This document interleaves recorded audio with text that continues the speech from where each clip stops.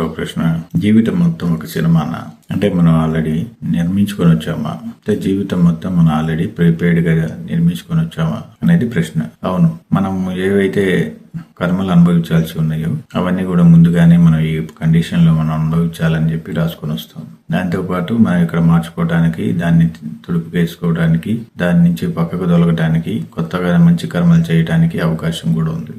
దాన్ని సంకల్ప స్వేచ్ఛ అంటారు. సంకల్ప స్వేచ్ఛ వల్ల ఇది సాధ్యమవుతుంది. సర్వశక్తివంతుడైనటువంటి భగవంతుడు మనల్ని చూస్తూ ఉంటాడని చెప్పి అనుకుంటూ ఉంటారు చాలా మంది. అలాంటిది ఏమీ జరగదు. మీరే ఆత్మస్వరూపంగా ఉన్నారు ఆల్రెడీ. మిమ్మల్ని మీరు చూసుకోవడమే తప్ప ఏ భగవంతుడు మిమ్మల్ని చూడడు. లోపల ఉన్న భగవంతుడే మిమ్మల్ని చూస్తూ ఉంటాడు. అందుకని మీరు గుర్తించాల్సింది కూడా మీలో ఉన్నటువంటి భగవంతుడిని. మీరు ఏం కావాలని కోరుకుంటే అదే జరుగుతుంది. మీరు బుద్ధుడు కావాలంటే బుద్ధుడు అవుతారు. మీరు ధ్యాని కావాలంటే ధ్యానుడు అవుతారు. మీరు రౌడీ కావాలంటే రౌడీ అవుతారు. మీరు పోలీస్ కావాలంటే పోలీస్ అవుతారు. మీరు ఇంకోటి ఏదో కావాలంటే ఇంకోటి ఏదో అవుతారు.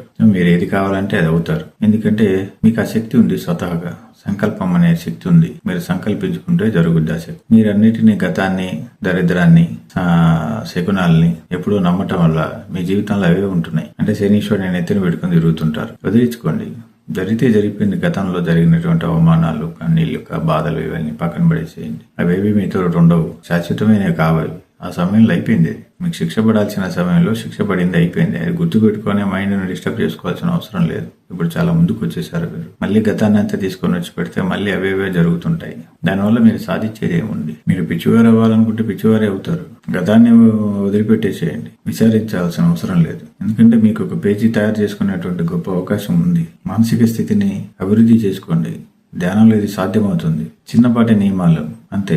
జరిగింది ఏదో జరిగిపోయింది. దిగులు పడమాకండి. పశ్చాత్తాపడాల్సిన అవసరం లేదు. ఈ ప్రపంచంలో ఎవరికి ఏమీ మనం సమాధానం చెప్పాల్సిన అవసరం లేదు. మనకు మనమే సమాధానం చెప్పుకోవాలి. అందుకనే ఇవన్నీ వదిలించుకోండి. ఒకసారి మనస్ఫూర్తిగా అద్దం ముందు నిల్చొని క్షమాపణ చెప్పుకోండి. మీకు మీరు అయిపోయింది. కొత్తగా మళ్ళీ జీవితాన్ని స్టార్ట్ చేయండి. కొత్త పేజీలు రాసుకోండి. ఏం చేయాలనుకుంటున్నారో అవి చేయండి. మీకు ఏది సాధ్యం కాదు. సాక్షాత్ ఆత్మస్వరూపులే. మీకు తెలుసు కదా, ఆత్మ ఉంది లోపల ప్రతి వారికి. ఆ ఆత్మ చచ్చిపోదు. అది చాలా శక్తివంతమైందని తెలుసు కదా. శరీరంతో మీరు ఏం చేయాలనుకుంటున్నారో అది చెయ్యండి, అంతే. మీకు ఆత్మ దాని ద్వారా మీకు శక్తి అందుతూ ఉంటుంది. మీ సంకల్పానికి అంత శక్తి ఉంది. మీరు చేస్తూ పోండి, ఫలితం అదే వస్తుంది. ఏం చేయాలనుకుంటారో అవి చేసేయండి. ఇక మీరు జీవితకాలంలో మీరు వెనకబడిపోతే మీరు వచ్చి ప్రయోజనం లేదు. ఎందుకని అద్భుతంగా చూపించడానికి మీకు పూర్తి స్వేచ్ఛ, హక్కు ఉంది. లోకా సంస్థ సుఖినో భవంతు. సర్వం కల్విదం బ్రహ్మ. శుభం భూయాత్, శుభం భూయాత్, శుభం భూయాత్, శుభం భూయాత్, శుభం భూయాత్.